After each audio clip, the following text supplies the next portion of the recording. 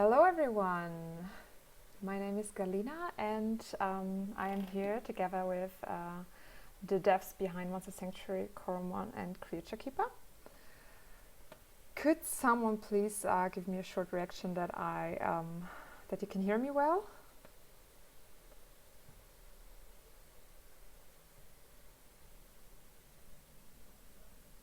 I'm waiting. Yeah, where you at? I think it's supposed to be fine. No one is complaining at least, so let's hope that's good. So thank you everyone who is joining us and is going to join us. We are here as part of the Adopt a Monster charity event that we are hosting together. The purpose is... Oh, I'm quiet. Yeah, well, I will try to speak up.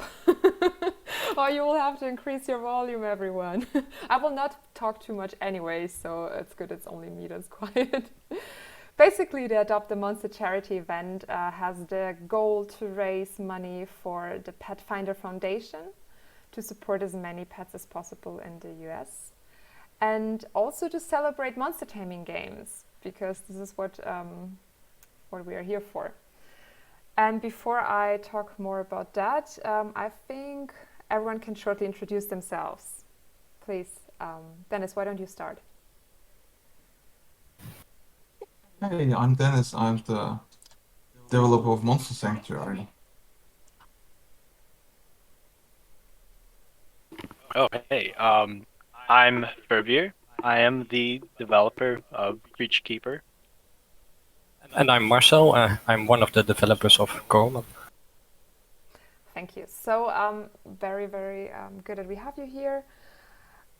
We have asked everyone to send us questions before, but you can also type them in the chat if you want. If you have any questions for Marcel, Fervier or Dennis, just type them in and I will make sure to ask it. And yeah, I think we can directly jump right in. First of all, maybe everyone wants to introduce their game real quick for the others, for the people watching who don't know every game that we're presenting today.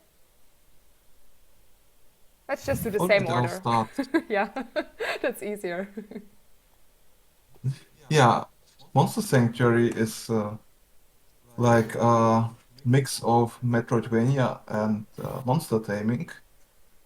And yeah, it's a pixel art game. It started out as a hobby project of mine, and yeah, eventually I quit my job and ran a Kickstarter to work full-time on the game, and luckily it was successful enough that I can continue develop games, and we grew a bigger team by now, working on our next game as well. Thanks. Hey, yeah. Hello everyone. Fervier here, and I'm the, I guess, creator of Creature Keeper, the Creature Keeper creator. It wasn't always Creature Keeper. It's been kind of like a game that has been like my prototype hobby, kind of starting out thing, kind of like Dennis, like I worked on it solo for a long time and eventually ran a Kickstarter for it, and like Dennis, it was also a success, and I finally was able to get my own team together around the end of last year, and we're teaming up with a publisher to make Creature Keeper a bigger game and a better game, and it's been fun so far. Nice. Okay. Marshall, you're last. Yeah, so hello, I'm working on Coromon. Let's see, Coromon is a monster taming game as well, and it's more the traditional monster taming formula.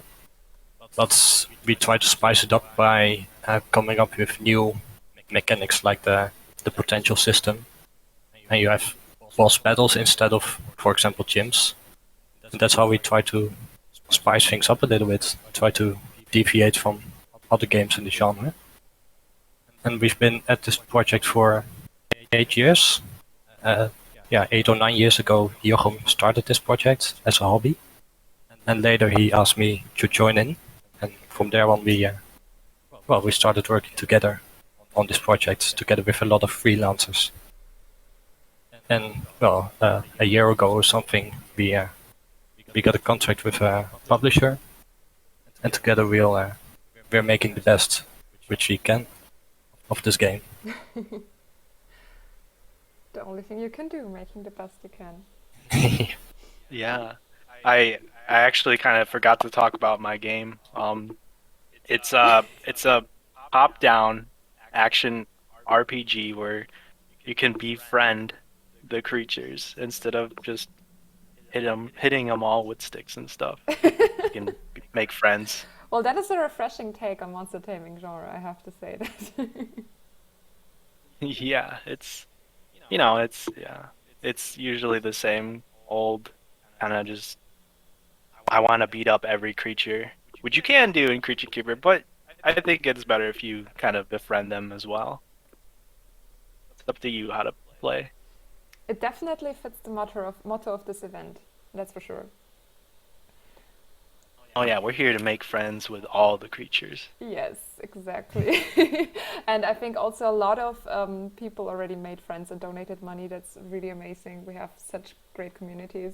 But yeah, I will not be talking more small talk because I promised Ask Me Everything a Q&A. So let's start. I think the first question that is really good to jump right in is Shawnee, who is also here in the stream, I think, asked on Twitter, what is your favorite monster from each other's game? Whoever wants to start can go. Okay, I'll start because it will be real quick. Sadly, I didn't play the other games. No, So- shame. Shame on you. Yeah, I have a family, I have two kids, very little time to play games. Except for I know Monster this Sanctuary. feeling. I know this feeling very well. But I did get a chance to play the Monster Sanctuary demo, and you got your 4 creatures there, and the one that I liked the most was I don't know if anyone can guess this, but it's the frog, the good old spectral toad. Well, yeah, that fits with your lactals, I think. Yeah, I've got a frog in every game I've worked on, so it was a natural choice for me. I mean, and then like it's kind of like weird looking, not as cool as like the others, but it's got that weirdness that I like. And for Coromon, I've kind of been following these guys for a while, and the thing that got me to follow them was just their animations, and like all their creatures are like so animated, and like and they're big sprites too. And it's like, as a pixel artist and animator myself, like I just have this intense appreciation for that. And I think like the first creature that caught my eye was the Nibblegar, and like ever since then it's kind of just been like an iconic thing for me to like check out. Yeah, actually, while I didn't play the games, I also been following both games on Twitter for a while, and because they are both like very nice pixel art games. And yeah, the monsters look very nice, but I like don't have favorite one or so. Well, I have to join you both because I haven't played your games either. But I did see the question in advance, so I prepared. Oh, nice. Very smart. Yeah. For Creature Keeper, I like the Amphibole, so that's the frog, I believe.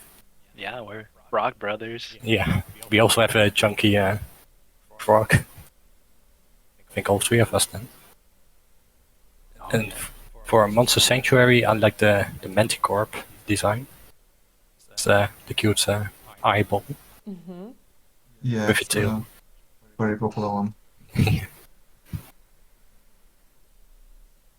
Wasn't that designed by Gracie? Yes, that's Yes, right. I think she also won a monster design contest for your game, right? Yeah. The Pittibot. Well, the chat is also Malware. naming a few favorite creatures. We have Borealis from Coromon. We have Orochi. We have the large wolf in Creature Keeper. People still have to learn the names, though. Oh no. The Yeah. magma turtle Creature from Monster Keeper's new. Sanctuary. Wiki's not quite established yet because the game's not released, but we'll get there one day. Yes, for sure, for sure. Okay, but that's already. I think that was already a good answer. I hope. Maybe we can all promise to play each other's games after the event. We'll come back next year and then we'll update. Yeah, actually, this is like. Nice plan. I think it's very nice that you mentioned, like I think Dennis said that, and then Marshall said it. Like, yes, I feel that the same. That you don't really have time to play, because Oh yeah. Light Robot asks on Twitter how much of the game dev stuff is work and how much is fun. Maybe you guys want to elaborate on that. Yeah, I'll start. Yeah, for me it's mostly fun, I would say.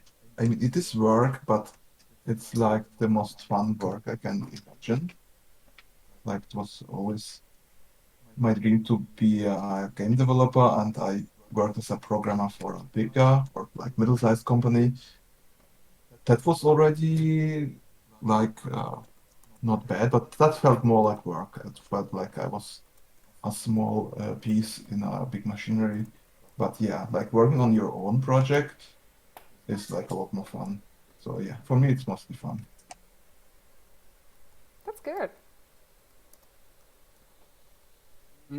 For me, I mean, yeah, all work is fun for me. It's kind of hard to like say because it kind of just changes every day, like depending on what I'm working on and like how tired I am and stuff. But um, like I guess the only reason I'm like here is because I decided to do all that stuff, like programming, art, music, animation, and like I was only able to like learn those things because they're so fun to work on, and like even marketing too, and like writing those little emails that kind of have heavy weight, and it's kind of like, this email could just change the rest of my life, kind of thing. Those kinds of things are exciting too. Um, but yeah, it's tough work, and it's hard to like call it fun all the time, but um, it is fun. It's interesting, at least.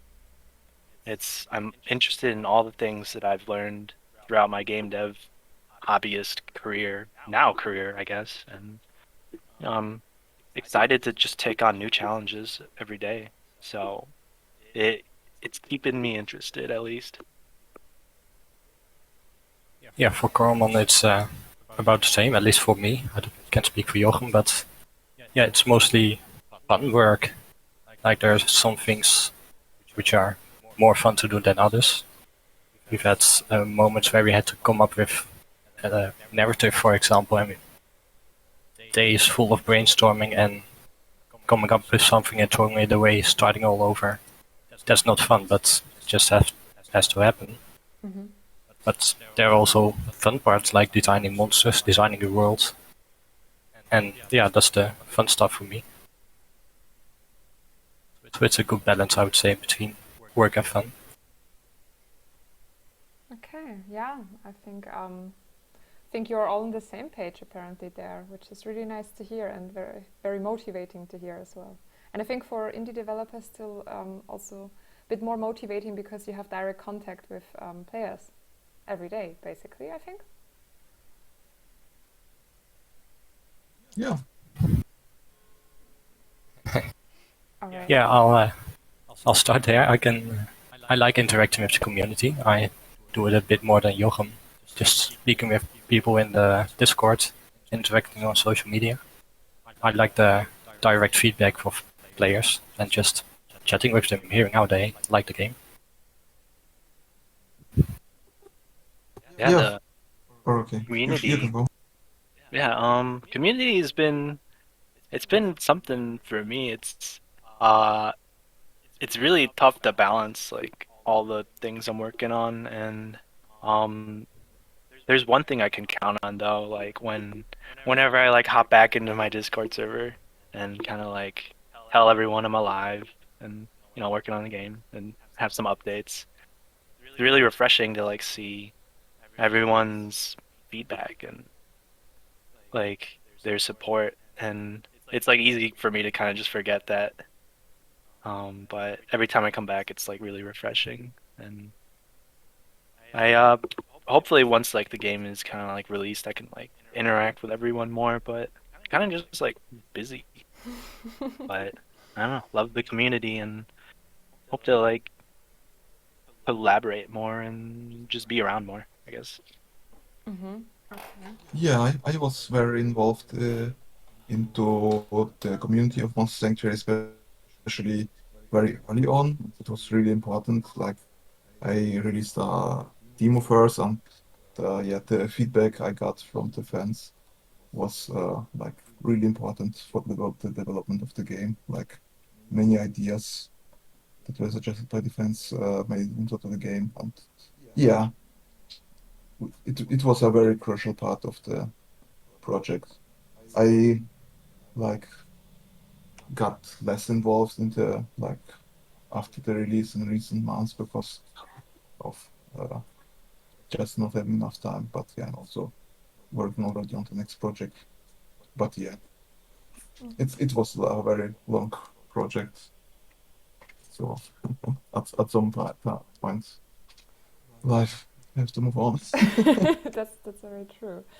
Dennis, while you're talking, maybe I can also tell you an individual question regarding Monster Sanctuary. So Pig on Twitter asked if the monster journals will be sold again. Can you just give us a short statement for that? Yes, they will. Like we will update them with the new monsters we are releasing with the DLC that is coming end of the month. And yeah, we will make a new print run and we'll sell them again. Good, thanks. Okay, another individual question for Verveer. So someone named Konstantin on Twitter wrote that they have seen so many GIFs of the game over the years, but always wondered if the game will feature a deeper story or if like the monster catching and fighting will be the main focus. Can you just quickly summarize? Yeah, for me, yeah, I was doing a lot of even the story writing and all on top of everything else, and what getting a publisher has enabled me to do was to, hire a writer to do that for me. I mean, I still collaborate with him, and we're working on a story that should be satisfying and fun to play through. Mm-hmm. Pretty deep. Cool. That sounds exciting for sure. I hope Konstantin heard that. If not, he will have to just rewatch the stream. We will of course record and put on YouTube later on.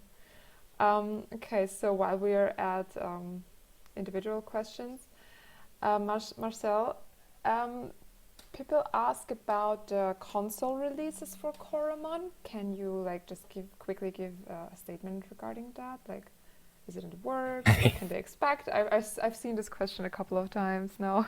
Yeah, we get that question a lot. Well, we are still working on getting the game approved by Nintendo, and that, well, let's just say it takes a lot of time. But it's coming. We just don't know when, but it's coming. Yes, for everyone listening to this, be patient with us, with the developers, because releasing a game on a console can be quite a patch of work, right? Yeah, the especially Nintendo is tricky. And are you porting the game yourself? And no, we're not actually porting. Our SDK supports building for the Switch native. Yeah, Unity does too, but still, yeah, you have like to do some adjustments sometimes for the Yeah, specific small rules adjustments. Nintendo has. Yeah, like the controller images, using those things, yeah. Yeah, I guess like we got help from the publisher supporting luckily, and they like had experience with all the stuff Nintendo requires, so it's somewhat more smooth, but yeah, it still takes time. Yeah, I think the longer the wait will be, the more fun it will be to play on the Switch finally. I think. So people be patient. That's basically the takeaway. Yeah, we're working hard. We're working hard. I can believe that. I mean, okay, I'm all for smooth transitions today. So while you are at processes for porting something to a console, why don't we talk about your process in designing new monsters? So, your major nerd on Reddit asked which monster was your favorite to design. This question is actually directed to everyone, so you can just take a turn after each other. Some of you can start. I need to think. I gotta pull up my list. I wasn't prepared for this question. There's so many creatures. I don't know. For me, it's kind of just the monsters or creatures. The creatures. The creatures that kind of just happen. I just draw like a blob, and then put eyes on it, and then it's just so dang cute. And then I'm done with it, and it's like, wow, that was really fast.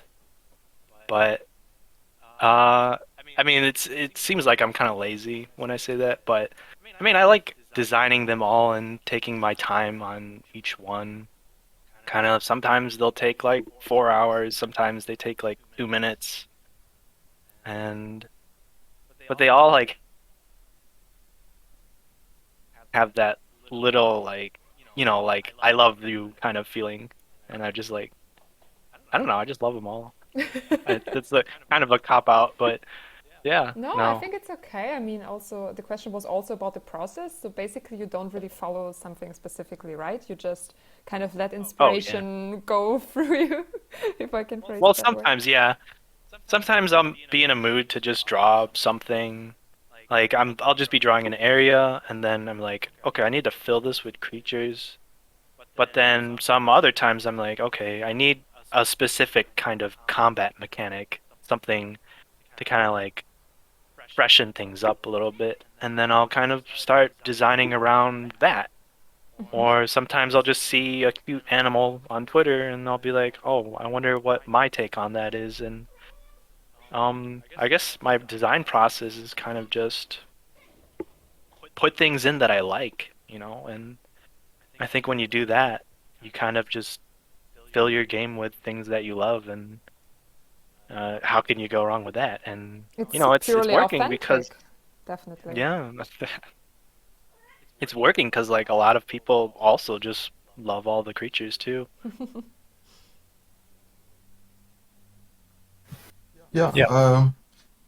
So for Monster Sanctuary, like the monsters were inspired by a lot of different things, like by mythology, by other games, and usually, like in the beginning, I just basically designed or added monsters which whenever I had some ideas. And later on, when my brother joined and helped with the design of the game, we usually brainstormed, like for each area, a list of monsters, and then we cut down which we want to actually include in that area. And I think part of the question was also what was my favorite monster to design. Hmm. Visually, I'd say Tengu, and skill tree wise, I'd say Mimic. Okay. Also, a lot of our monsters were like designed by the fans. Like I think 18 out of the 101 monsters were designed by the fans, and also some more with the upcoming DLC. Yeah, we did have a bit of a more streamlined process. We worked together with monster designers. We started with Marcus and later Daniel, and we just came up with like an element and an animal, for example, water and shark, and we passed that on to our designer, and out came Nimbugar, for example. So we didn't have to do the creative part.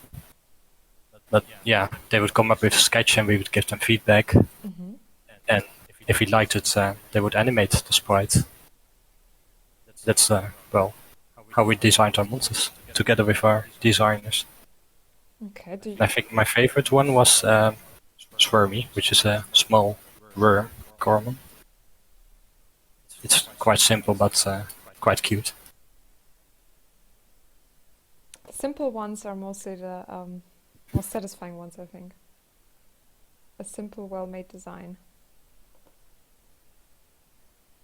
Yeah, I thinking about my answer, and it's definitely the frog for me. I mean, the frog for me was special because I kind of just designed it while streaming on Twitch, and Really? That's cool. yeah, it was just a blob, and then I just drew a jump frame for it, and it looked pretty dang cute, and then just like, this is it, this is the creature.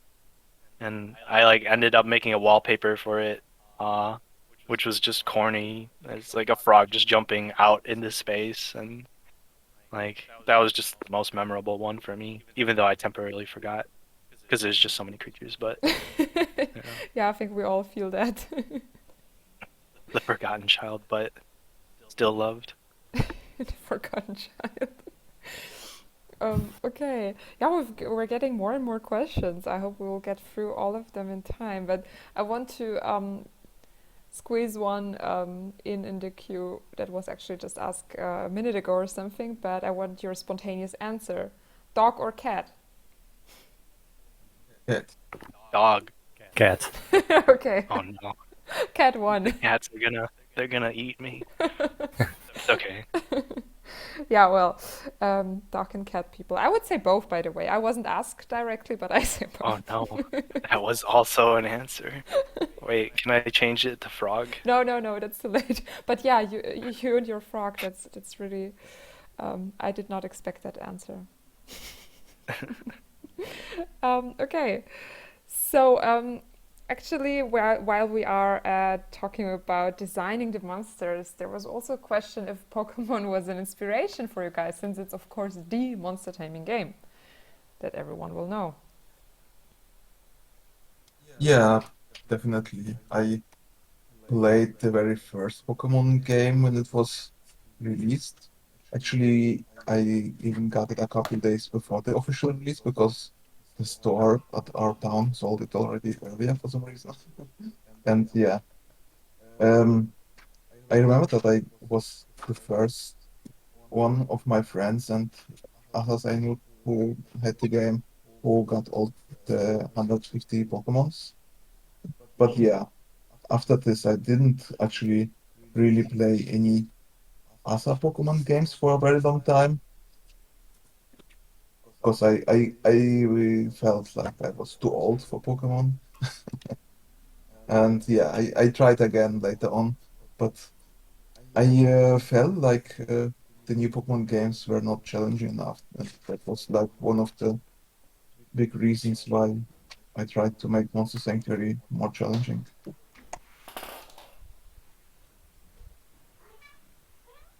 For me, I I played Pokemon Blue, um, and not really any other Pokemon after that, Oh except wow! for I think Sun or Moon.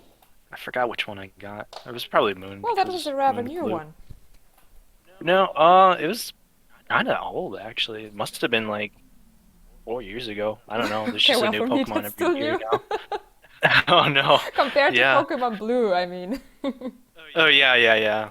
Pokemon Blue was, I had my Squirtle.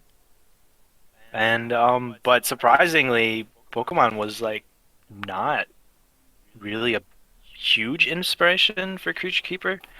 I mean, I would reference it a little bit to kind of just see like kind of like I would come back to Pokemon as like kind of from a game developer, viewpoint, and just kind of it's weird. I feel like I've like appreciated Pokemon more as a developer and kind of been getting into like the meta and stuff, or kind of like how do you like keep all these Pokemon feeling so fresh and like kind of just getting into that stuff.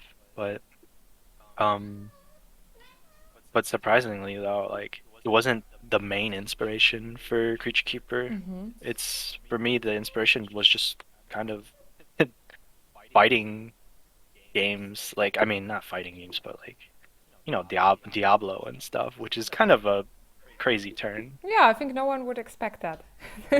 Yeah, it was just it was just a big fighting, or I mean, just like big. How do I explain it? Just like combat systems. That's what I mean. Just like top-down combat systems were kind of like the main focus of the game. So it's more like Zelda, if anything. Mm-hmm. But with the elements of befriending creatures in it, and I kind of feel like it seems like I would have been inspired by Pokemon, but it's kind of like I made a Pokemon-like game Mm-hmm.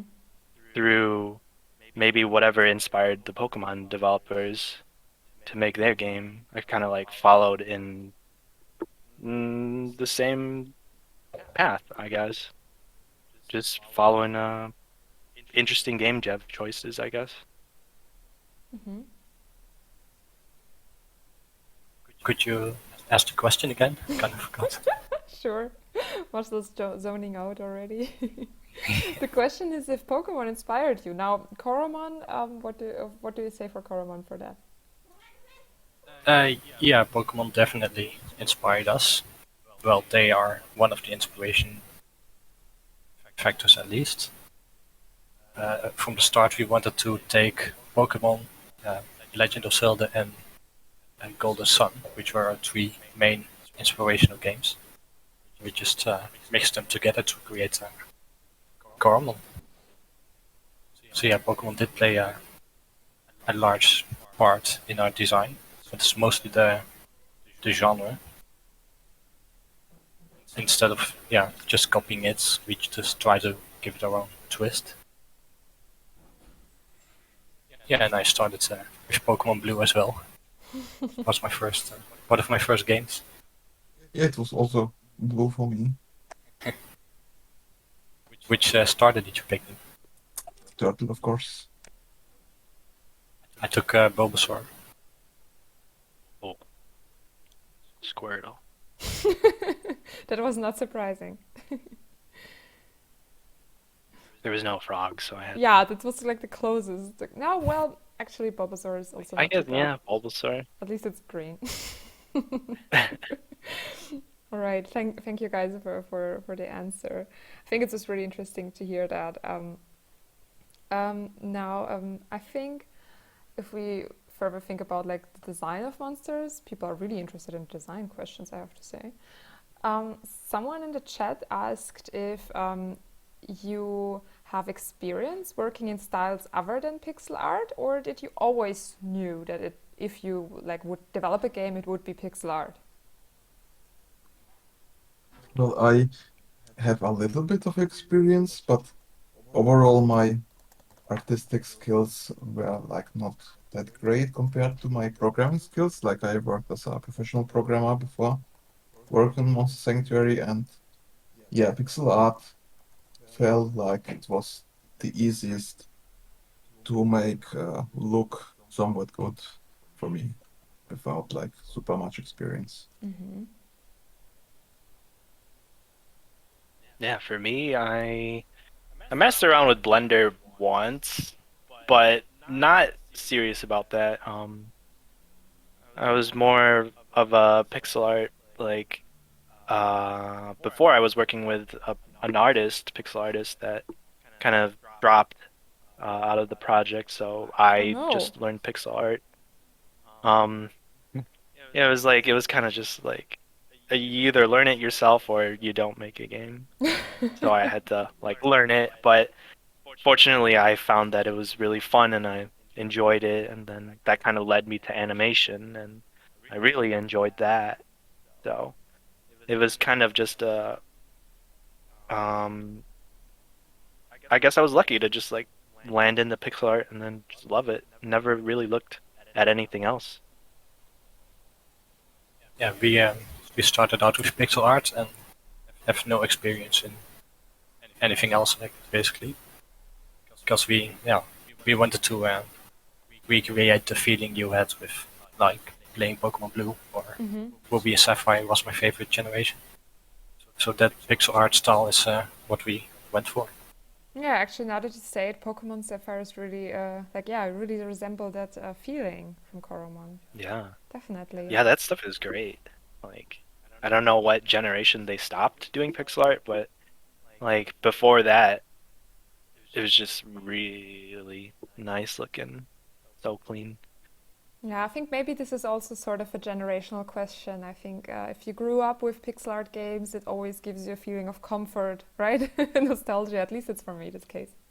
Yeah. Oh yeah. Yep, there's that. But you know, like in the future I would want to mess with 3D stuff. You can definitely make pixel art textures for that, so I wouldn't be like completely useless. So yeah, I mean, I don't mean it like that. I just mean like my skills will transfer more easily into a 3D environment. So looking forward to that. Cool. Okay. Another question regarding game development is, yeah, actually this is a bigger question. I don't know if you have like a spontaneous answer for that, but someone in the chat asked about the biggest challenge you faced developing your games. I mean, all three of you are in very different states. Creature Keeper not released yet, Coromon just released. For Monster Sanctuary, it's been already more than a year. Time has passed really quickly. So what was your biggest challenge? What would you say so far? For Monster Sanctuary, I would say it was PvP, like getting that into the game and to work well without bugs or let's say somewhat well. Yeah, I think that was the biggest challenge. For Creature Keeper, yeah, I mean, I just only signed with a publisher at the end of last year, and for me, the biggest challenge is kind of just juggling all of the work that needs to be done. That like includes like leading a team and doing all the designs and making all the programming stuff, and then just overseeing everything and staying on top of social as tough that is. But I'm kind of like getting used to it and kind of just pushing through it all, and it's still fun to me. Like I was saying earlier, it's keeping me engaged and interested, That's good. and yeah. For Common, well, what I think was our biggest challenge was standing out from other monster games. So when we started 8 years ago or something, we only knew about Micromon and Evo Creo around then. And besides those two, only Pokemon. So yeah, we were really struggling with, we want to make a monster taming, but how do we stand out from the others? Yeah, and since So I then, think- there are so many new games released, right, in this genre. Like still not that many, but Yeah, and each one has its own twist to the genre. Like Monster Sanctuary has the Metroidvania. Yeah. Creature Keeper has the Diablo style fighting, like you said. maybe So yeah, it's cool to see all those games going up with their own twist that's to the genre. it's a good transition to another question someone asked in the chat about what you guys think sets your game apart from others. I think they are looking for a sort of pitch, something cool you want to highlight about the game. Yeah, maybe Marcel, while you're talking, you said it's Metroidvania for Monster Sanctuary and it's the Diablo style fighting for Creature Keeper. What would you say it's for Coromon? What does Coromon set apart from other monster taming games? Well, in short, it's a narrative. We focus more on narrative compared to Pokemon games, and where Pokemon has defeat 8 gyms. So we try to come up with a challenging dungeon, which is filled with overworld puzzles. So you have to, well, think about what you're doing as well. And at the end of those dungeons, you have a boss battle, which really tests your strategy. And one other mechanic we are quite proud of is the potential system, which basically makes the shiny variants. It makes them useful, makes them stronger. So we're quite proud of that system. Yeah, it's a big fun creature collecting game. Yeah, for Creature Keeper, I think the thing that stands out to me the most is the combat. It's kind of been the thing that I had been working on for the longest time. And, each creature that you have is kind of like a different kind of, let's say, solution to a problem, I guess. How do I explain this? Like, Creature Keeper is kind of like a game where you can pick your party and match that to your own playstyle. So it's kind of, you just build up your team and kind of see what feels right. And for some people, it might be like, I want to find the strongest creatures as possible and kind of just destroy everything. But for some people, it's kind of like, I want to have an army of bees that kind of just like also destroy everything. But Destroying everything is very important. yeah, well, I mean, I guess, I don't know. That's kind of what you can expect from a game in this kind of perspective, with heavy emphasis on action. Yeah, I But think now I you know, have to but deliver an army of bees. no, that was one of the design pillars of the game. It's kind of like, if I can't have a bee just one shot the final boss, then something has gone wrong. But yeah, I mean, it's not always that as well. Sometimes people just want to collect hats and kind of dress up their creatures Can you do that in while the Creature creatures Keeper? are also destroying. Huh? What's that? Can you do that in Creature Keeper? Dressing up? Oh yeah, there's hats and stuff, and it's fun. Nice. Yeah, I think it's an easy kind of, or it was a surprisingly easy design choice to kind of just stick on there, and rewarding as well.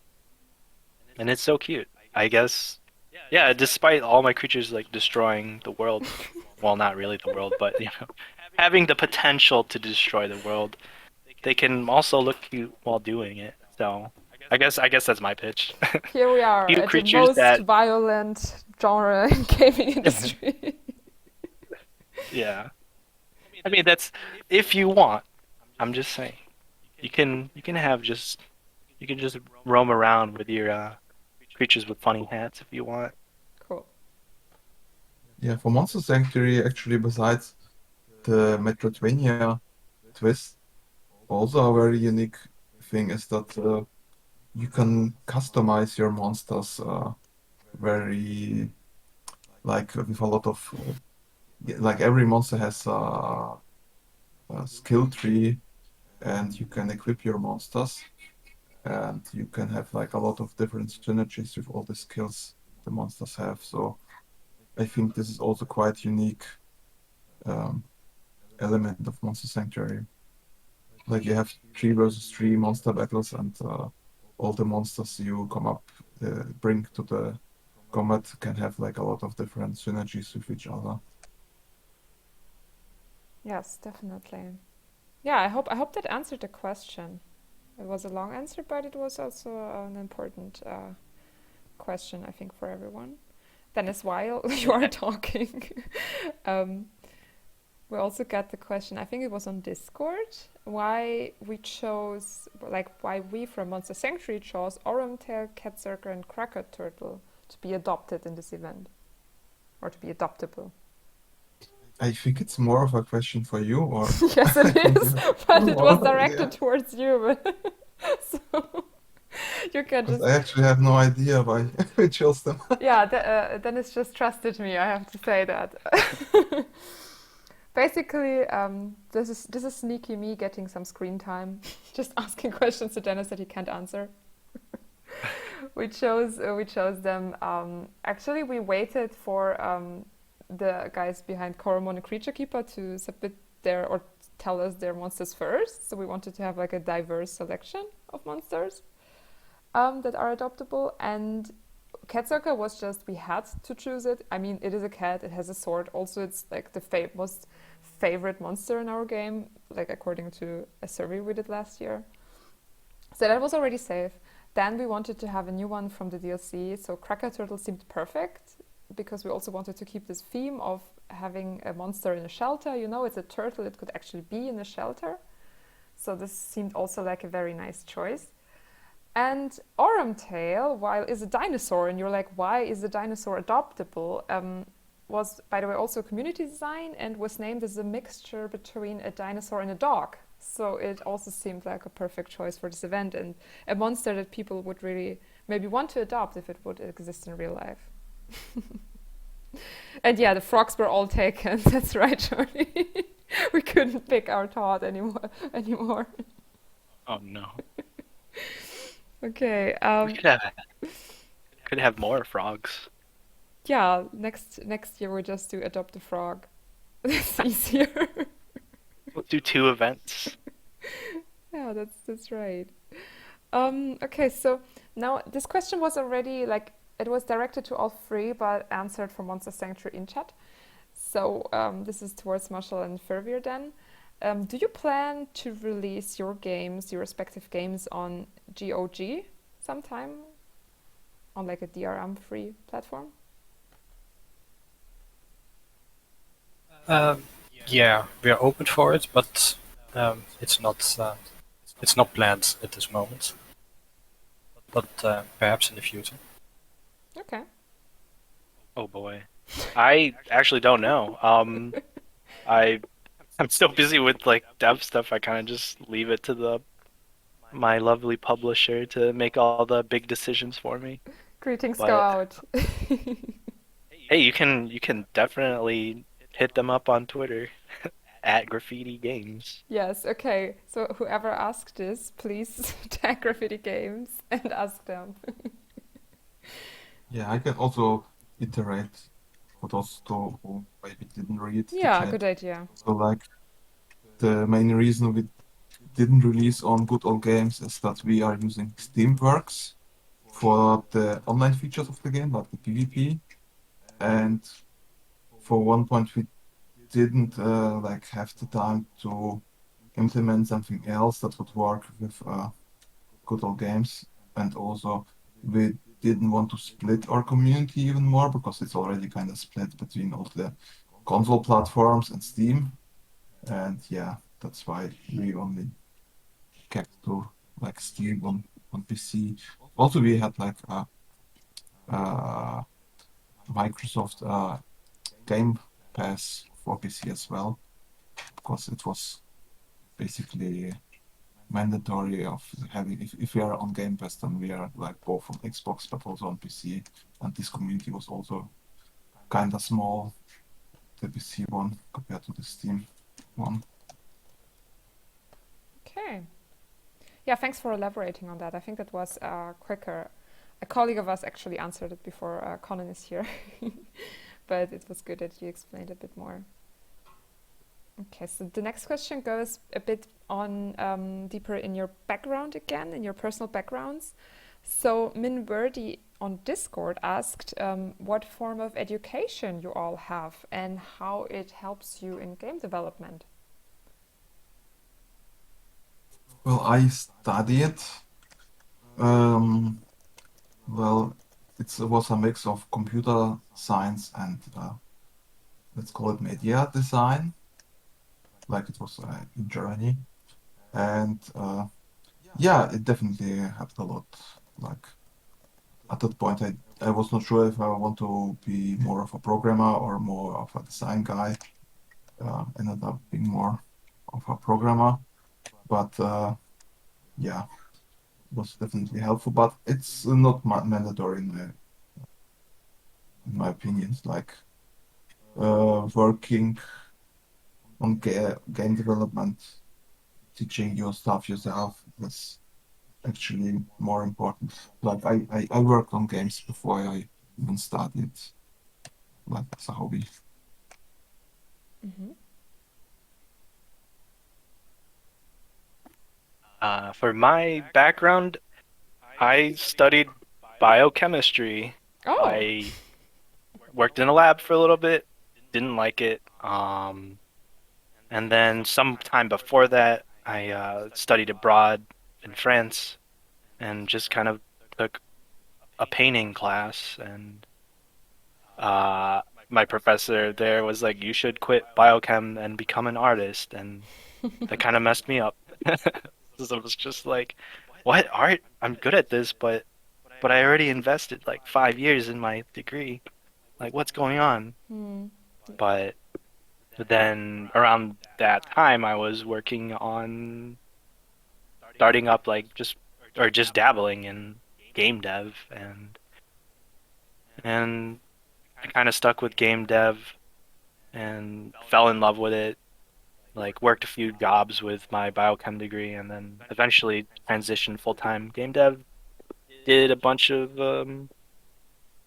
contract work, or I mean just freelance stuff. And Mm-hmm. the thing that helped me with biochem was just kind of I don't know actually. I guess just learning how to learn, and Yeah, that's something you kind of learn when you study anything, actually, right? yeah, yeah. Yeah. It's like you find out what you like and what you don't like, and then if you end up finding something you don't like, it's not like you didn't learn anything.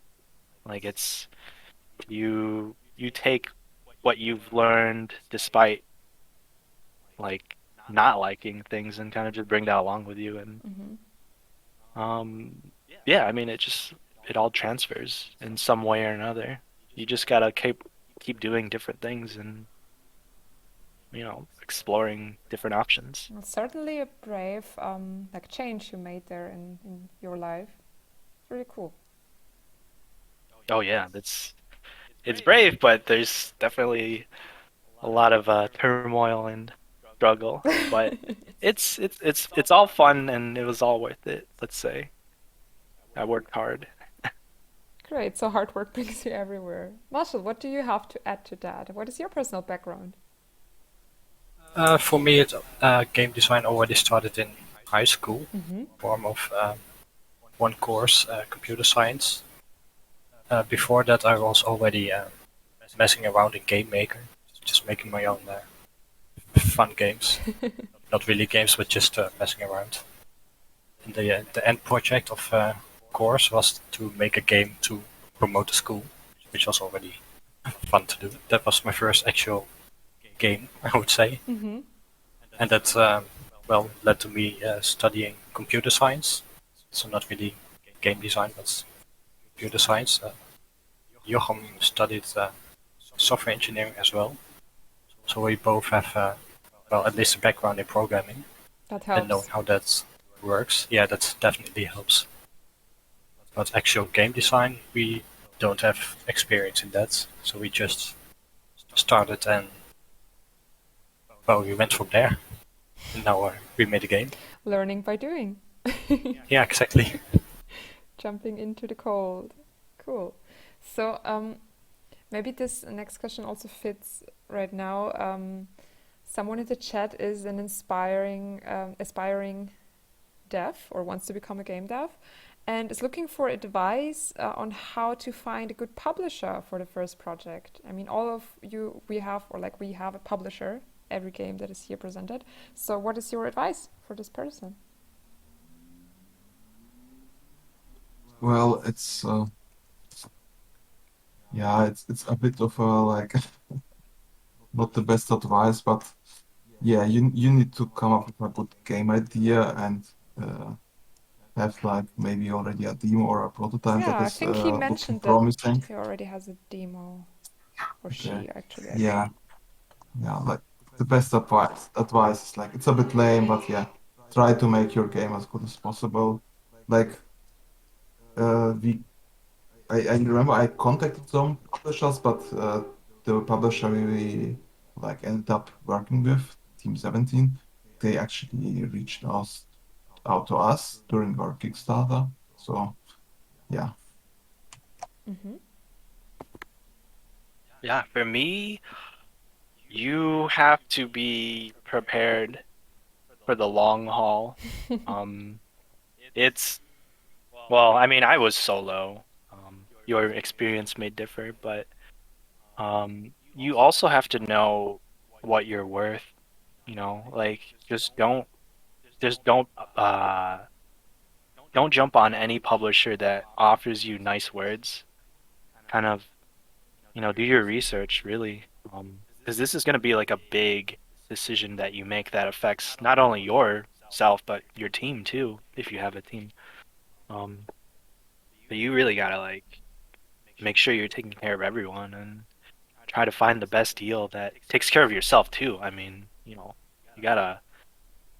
Game dev is really hard. I mean, not only do you have to have like a great looking game, but you have to, account for how long it's gonna take and be prepared to even like uh push back on that initial like uh idea of when you were gonna release. It's really tough, Mm-hmm. But just in short, just don't undersell yourself and do a lot of research. There's actually like a good resource Hey Glitch on Twitter. That's all one word. And they do a series on it's called Publish Me, Punish Me, and they offer a lot of tips on what to look for in a publisher and kind of how to navigate contracts, and they kind of like go through that stuff as well. And it's been a helpful resource for me when I was looking for publishers, and it took me like 2 years, I think, to kind of find one. And but I finally found the right deal, a publisher that would take care of me. So don't settle for less. Okay. Well, for us, we started looking for a publisher when we already had a demo out, which was on Steam and Android, and it was downloaded over 1 million times, I think, by then. So we already had quite a good position. And then we started looking for a publisher which could publish on all those platforms we wanted, and checked in their the games they already published and see if we knew them, if we liked them, stuff like that. So investigate the publisher, Mm-hmm. and from there on out we just sent out dozens of emails, and some led to a conversation. Like we also talked with Team 17, and yeah, in the end we ended up with Freedom, which contacted us, so not the other way around. But yeah, have something to show to the publisher, and like John already said, know what you're worth. Okay. I hope that helped. That helped the person who asked. Maybe it will also be a monster taming game. I don't know. So we're in the stream for an hour. I would just ask some, like I think 3 more questions that I have written down, and if something else comes up in the chat, feel free to ask. We can still squeeze that in. I think a few minutes longer is not harming anyone, I hope. So, Dennis, what is your favorite monster in Azure Dreams or Azure Dreams? I don't really know how to pronounce it. It's this Griffin monster. I don't remember how exactly it's called. It was like a fire monster. Okay. Shawnee asked, by the way. Hi, Shawnee. Hope that answered your Yeah, question. he's a Azure Dreams speedrunner. Okay. So the next one is for Fervier. What is the oddest monster design in Creature Keeper? Someone wants to know in the chat. The weirdest. Uh oh, I wish I could tell you. Oh, but that is a detail I cannot reveal. You But cannot reveal? I guess the weirdest thing I have besides the thing I'm thinking of is just a dancing bush. It dances and throws its leaves at you, and the dance is also cute. That sounds amazing. A dancing bush with a hat, hopefully. Yeah, the hat. Yeah, Don't forget the yeah, I hat. gotta bring the hat in. The hat is amazing. There's more than one hat too. So Cool. yeah, put a mustache on that bush and then dance. Actually, Keltrick, who asked a question about like finding a publisher, answered as well, and just wanted to let you guys know it's a narrative JRPG monster taming game with a twist in gameplay and in pixel art. So maybe we will see another fellow monster taming developer soon, hopefully. Well, Okay. very cool. So the next question, like the last one before the last one, is from Akerner in the chat. To Oddest, how much more difficult is it to animate flying creatures when compared to walking ones? Marcel, maybe you want to start. Well, I can start, but I can't really answer that because I don't design the monsters. Ah, yeah, true. So I can't answer that. We need to bring Daniel in. Yeah. Yes, Daniel. Daniel Rice should join us. Yeah. Bring him in the chat. But I can answer this a little bit. Flying monsters are really hard to make because the wings are so. You have to draw like so many different variations of the wings, and the wings just make the sprite bigger too. So it's like, if you have like a cute little owl that's kind of just all compact and nice looking, but then as soon as you open those wings, you've added hours of time animating this thing. But so with Daniel, I've kind of just combined some the movement with the idle animations, kind of like, okay, it's just flying, so it can just fly in place for the idle, and then try to really like make it efficient because flying creatures are really tough. Yeah, for Monster Sanctuary, for the monsters I did, it felt easier because yeah, you could like make just one flying animation. You could use it like for idle and for navigating, while for ground monsters you had to do like a idle animation, a walk animation, maybe a jump animation. So it felt like a little less work to do. Yeah, it does vary. Yeah, I think with the the ground animations, they're kind of more subtle and not as like crazy as a flying animation. Or maybe I'm just scared of flying animations because I hardly ever do them. But yeah, if you approach it with some forethought, you can definitely make it easier on yourself. Okay. Well, I think we have come to an end. I have one last question for you. This is actually from me. I will give you the question and then I will give you a minute to think about it while I quickly summarize the event again for people who have maybe joined us only in a few minutes ago. Which monster of the 9 that we have adoptable, I hope you know all of them, would you adopt in real life? Like if it would exist in real life, and why? For everyone who is still watching, Adopt a Monster is raising money for the Petfinder Foundation, who is dedicated to giving money to various, especially smaller animal shelters who usually don't get big funds and therefore directly contributes to animals finding a home. And since monster taming games are usually or oftentimes also played by people loving animals as well, we decided to do this event together, the three of us, or the three games of us, basically, the three teams, to adopt a monster and support the animals, the real life animals. Okay, so I hope you thought about your answer, and whoever wants to go first can go first. I can go first. I would adopt a cracker turtle.